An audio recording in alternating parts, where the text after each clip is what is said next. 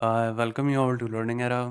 तो आज के वीडियो के अंदर हम बात करने वाले हैं एक बहुत ही बड़ी यहाँ पर गवर्नमेंट जॉब अपॉर्चुनिटी की, जिसके अंदर वैकेंसीज भी अच्छी खासी आई हैं। और साथ में अगर मैं बात करूँ तो आरबीआई के अंदर आपकी गवर्नमेंट जॉब की वैकेंसीज निकली हैं।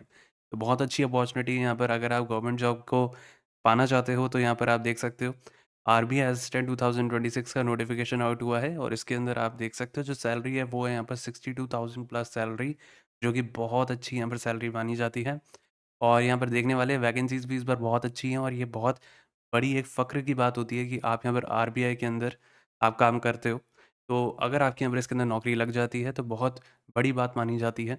तो ये वाली अपॉर्च्युनिटी यहाँ पर इस बार आ चुकी है, और यहाँ पर इसको देखने वाले कि क्या-क्या चीज़ें हैं, क्या-क्या क्राइटेरिया हैं, जिसके अकॉर्डिंग आप फ़ॉर्म भर सकते हो। अगर आपकी ग्रेजुएशन है, तो आप इस फ़ॉर्म को भर सकते हो या नहीं भर सकते हो, उसको समझते हैं। साथ में ये भी देखते हैं कि यहाँ पर कितनी फ़ीस लगेगी, और यहाँ पर क्या आता है इसके अंदर, आपको क्या कैसे तैयारी करनी है, उस सबको देखने वाले हैं। और यहाँ पर सैलरी यहाँ पर आपको कितनी है वो भी आपको देखने को मिलेगी। यहाँ पर काफ़ी अच्छी सैलरी है, अप्रॉक्स 62,000, और भी बहुत सारी डिटेल्स अब हम इसी के बारे में ही डिस्कस करने वाले हैं।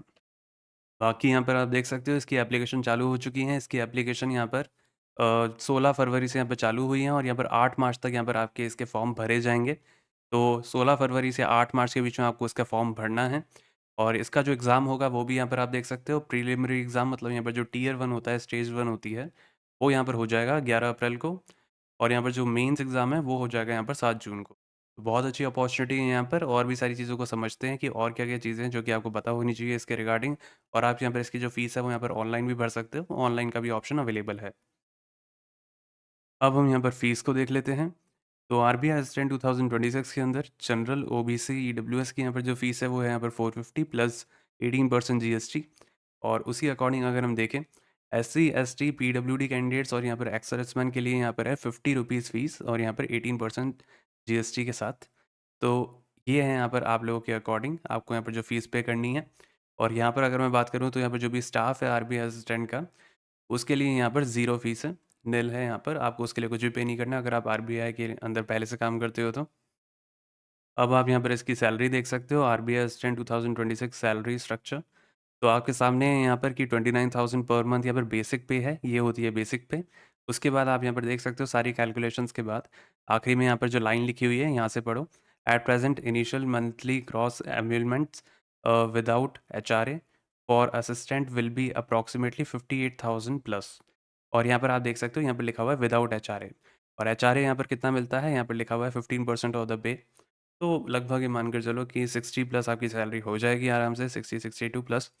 और यहाँ पर काफ़ी बढ़िया है आपके लिए यहाँ पर ये जॉब अपॉर्चुनिटी। आरबीआई के अंदर यहाँ पर काम करना एक बहुत फ़ख्र की यहाँ पर बात मानी जाती है। ये कमर्शियल बैंक नहीं है, उन सब के भी ऊपर आता है। तो यहाँ पर आरबीआई सिर्फ एक ही होता है पूरी कंट्री के अंदर, इसलिए बहुत यहाँ पर गर्व की बात मानी जाती है। इसलिए यहाँ पर अगर आप तैयारी करते हो तो बहुत अच्छी बात है, अगर आप नहीं करते तो आप यहाँ पर इसका फॉर्म भरकर देख सकते हो और यहाँ पर तैयारी कर सकते हो, प्रिपरेशन कर सकते हो। उसके बारे में भी अभी हम बात करेंगे कि आपको किस तरीके से करनी है इसकी प्रिपरेशन। अब आप यहाँ पर देख सकते हो कि कौन-कौन इसका फॉर्म भर सकता है। तो यहाँ पर ये भी आप देख सकते हो आपकी एजुकेशनल क्वालिफ़िकेशन यहाँ पे क्या रिक्वायर्ड है। आपके पास एक बैचलर डिग्री होनी चाहिए, मतलब एक अंडर ग्रेजुएशन की डिग्री होनी चाहिए, ठीक है? तो वो कोई भी हो सकती है, बीकॉम हो सकती है, बीएससी हो सकती है, बीए हो सकती है, ठीक है? लेकिन उसके अंदर बस एक शर्त ये है कि आपके 50% मार्क्स आपने सिक्योर किए हो मिनिमम, ठीक है?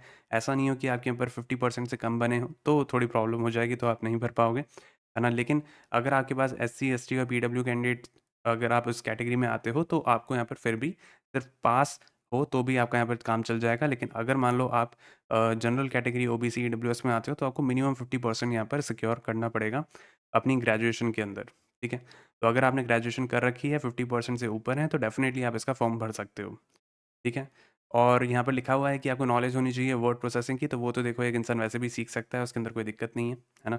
आपको बस उसके अंदर ऑप्शन फॉर्म के अंदर आपको टिक लगाना है, और आपको जनरल आना चाहिए, बाद में भी सीख सकते हो, उसके अंदर कोई दिक्कत नहीं है। बाकी आप यहाँ पर देख सकते हो कि ये वाली यहाँ पर इन्फॉर्मेशन एक्स सर्विसमैन वाले बच्चों के लिए है, वो वैसे देख सकते हैं। और बाकी यहाँ पर आप कोई भी या किसी भी पोस्ट के लिए यहाँ पर कर रहे हो, तो अगर मान लो यहाँ पर आपने कोई लैंग्वेज यहाँ पर लिखी है कि भाई मैं इसके अंदर प्रोफिशिएंट हूँ, तो आपको यहाँ पर वो वाली लैंग्वेज यहाँ पर पढ़नी आनी चाहिए, लिखनी आनी चाहिए, बोलनी आनी चाहिए, और उसको समझना आना चाहिए, जो भी स्टेट की लैंग्वेज है, ठीक है? तो उस अकॉर्डिंग ही आप यहाँ पर जो स्टेट की लैंग्वेज है वो यहाँ पर भरना, उसी अकॉर्डिंग ही आप अपना फॉर्म भरना।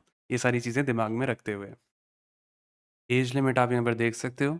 20 से 28 साल के यहाँ पर जो बच्चे हैं वो यहाँ पर इसको भर सकते हैं।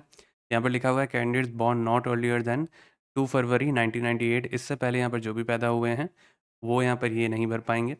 और यहाँ पर आप देख सकते हो कि इसके बाद आप नहीं भर सकते 1 फरवरी 2006 के बाद। तो ये है आपकी जो क्राइटेरिया जो यहाँ पर एज का है, लेकिन इसके अंदर यहाँ पर लिमिट रहती है। अगर आप अपनी कैटेगरी से यहाँ पर बिलोंग करते हो तो उसके अंदर जो यहाँ पर रिलैक्सेशन चलता है, तो उस अकॉर्डिंग आपको बेनिफिट मिल जाएगा और उस अकॉर्डिंग आप भर सकते हो फॉर्म, अगर आपके यहाँ पर एज एक्सीड भी करती है तो। वैकेंसीज़ आप देख सकते हो, वैकेंसीज़ बहुत अच्छी यहाँ पर इस बार आई हैं। 650 वैकेंसीज़ यहाँ पर आपके पास अवेलेबल हैं ओवरऑल। जनरल के अंदर यहाँ पर 346 है, ईडब्ल्यूएस के अंदर 58 है, तो बहुत अच्छी वैकेंसीज़ है। जनरली अगर हम इसकी यहाँ पर हिस्ट्री देखें, उस हिसाब से अच्छी वैकेंसीज़ आई हैं इस बार आपके लिए बहुत। और अगर मैं बात करूँ ओबीसी के लिए तो यहाँ पर 99 है, एसटी कैटेगरी के लिए यहाँ पर 37 अप्रॉक्स, और यहाँ पर एससी कैटेगरी के लिए यहाँ पर 110। और इसका यहाँ पर जो पूरा प्रोसेस होगा, आरबीआई असिस्टेंट 2026 एग्जामिनेशन स्टेजेस यहाँ पर क्या-क्या होंगी, तो वो भी आपके सामने है। यहाँ पर प्रीलिमिनरी यहाँ पर एग्ज़ाम होगा, मेंस एग्जामिनेशन होगा, मतलब ये होगा यहाँ पर स्टेज 1, ठीक है? ये हो गई आपकी स्टेज 1, ये हो गया यहाँ पर स्टेज 2, और स्टेज 2 के बाद आ जाएगी आपके यहाँ पर स्टेज 3, जिसके अंदर हो जाएगा लैंग्वेज प्रोफिशिएंसी टेस्ट। तो ये हो जाएगी आपके यहाँ पर स्टेज 3।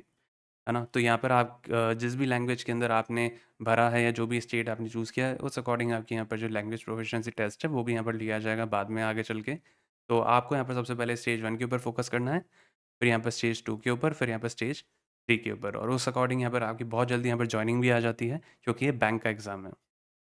अब यहाँ पर क्या-क्या आएगा, ये भी आप देख सकते हो। प्रीलिमिनरी एग्ज़ाम के अंदर यहाँ पर जैसे जनरली आता है बैंक्स के अंदर, इंग्लिश आएगी आपके यहाँ पर, न्यूमेरिकल एबिलिटी आएगी, रीज़निंग आएगी, यही सभी आएगा। नंबर ऑफ क्वेश्चंस यहाँ पर 30, 35, 35, और उसी अकॉर्डिंग यहाँ पर हर एक सवाल 1 मार्क कैरी करता है, इसलिए 30, 35, 35। ओवरऑल यहाँ पर हर एक सेक्शन के अंदर टाइमिंग है, ये वाला सेक्शन आपको 20 मिनट में करना है, ये भी 20 मिनट में करना है, और ये भी 20 मिनट में करना है। ओवरऑल पेपर 1 घंटे का होगा, मतलब 60 मिनट का होगा, ठीक है? तो ये सारी की सारी यहाँ पे डिटेल्स थी, और उस अकॉर्डिंग आप यहाँ पर प्रिपेयर कर सकते हो अगर आप नए हो, और अगर आप यहाँ पर ऑलरेडी काफ़ी ज़्यादा एक्सपीरियंस होल्डर हो तो अच्छी बात है, आप उस अकॉर्डिंग यहाँ पर तैयारी कर सकते हो। वैकेंसीज़ आ चुकी हैं और यहाँ पर जल्दी इसके यहाँ पर जो फॉर्म है वो भी अब भरना यहाँ पर चालू हो चुके हैं, तो इस वजह से आप भी यहाँ पर इसका फॉर्म भर देना और तैयारी शुरू कर देना। और इस अकॉर्डिंग आप देख सकते हो मेंस एग्जामिनेशन के अंदर यहाँ पे क्या आने वाला है, और यहाँ पर उसके बाद एलपीटी मतलब लैंग्वेज प्रोफिशिएंसी टेस्ट के अंदर यहाँ पर आप लोगों से क्या-क्या पूछा जा सकता है। और उसी अकॉर्डिंग ही यहाँ पर बाकी की यहाँ पर डिटेल्स है, आप इसको भी यहाँ पर पॉज़ करके पढ़ सकते हो अगर आप पढ़ना चाहते हो तो जनरली। और अगर मैं बात करूँ तो यहाँ पर आप ये भी देख सकते हो कि ये लोग यहाँ पर 10 गुना यहाँ पर बच्चे बुलाने वाले हैं वैकेंसीज़ के, तो यहाँ पर लगभग ये 6500 बच्चे यहाँ पर प्री के अंदर क्वालीफाई करने वाले हैं, जो कि मेंस के अंदर बैठेंगे। लिखा हुआ है approximately 10 times the number of vacancies subject to availability. तो ये वाली बात लिखी हुई है, और यहाँ पर जो नेगेटिव मार्किंग है वो होने वाली है 1/4 मार्क्स की। अगर आप कोई भी यहाँ पर सवाल गलत करते हो तो गलत उसका मार्क अगर आप उसका यहाँ पर जवाब गलत मार्क करते हो तो आपको यहाँ पर 1/4 मार्क्स आपके डिडक्ट हो जाएँगे। बाकी जो इसका नोटिफ़िकेशन है वो हम यहाँ पर आप लोगों के साथ टेलीग्राम चैनल के ऊपर शेयर कर देंगे, तो वहाँ पर जाकर आप इसको पढ़ सकते हो आराम से और इसको फिल आउट कर सकते हो। वहाँ पर सारी डिटेल दी हुई होंगी नोटिफ़िकेशन के अंदर कि आपको इसको किस तरीके से फिल आउट करना है।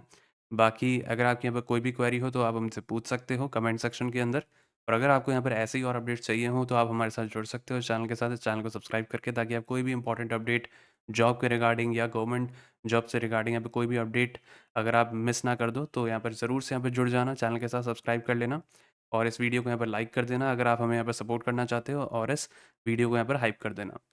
और अगर आपके यहाँ पे कोई भी क्वेरी हो आप हमसे कमेंट सेक्शन में पूछ सकते हो।